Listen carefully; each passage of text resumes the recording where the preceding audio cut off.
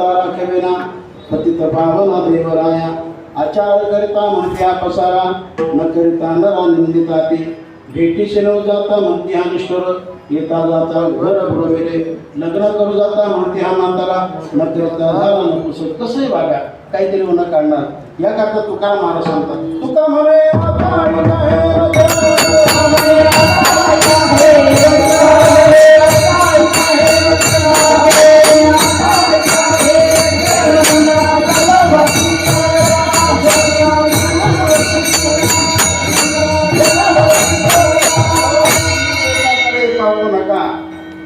पण तुम्ही ठरलेला जो भक्ती मार्ग तो मार्ग मात्र जीवनातून सोडू नका.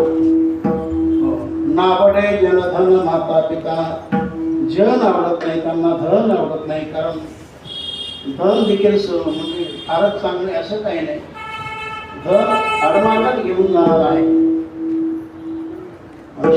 असे बरेच धनिक आपण पाहतो श्रीमंत पाहतो त्यांना फार बाधा असतात. धनाचा जो निसर्ग आहे ना तो चांगल्यासाठी नाही वागण्यासाठी.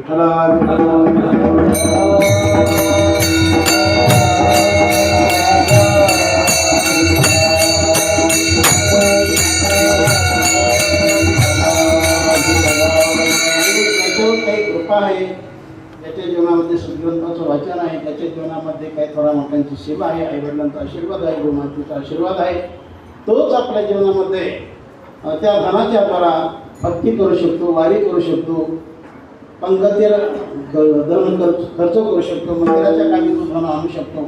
म्हणजे जो असा जर असेल तर तोच उद्धार पावतो. म्हणून जोडण्या धन उत्तम व्यवहार उदास विचारे विच करी उत्तमाची गती तो एक पावेल उत्तम भोगेल जीवकानी. उत्तम गती त्यालाच मिळेल की जो धन प्राप्त करतो चांगल्या मार्गाने आणि चांगल्याच मार्गी खर्च करतो त्याचा उद्धार होतो.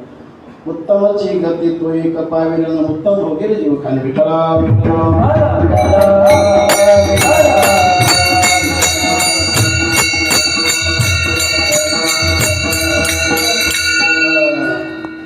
जीवन म्हटलं तर धन लागतं. गजानन महाराज तुम्हाला ठाऊक आहे तुमचं जीवन ग्रस्त जीवन आहे. धन जीवन म्हटलं की लागतंच. तुम्हीच काय पण सारेच आता ब्रह्मचारी असो कोणी असो पाऊल टाकायचं म्हटलं की धन लागतंच.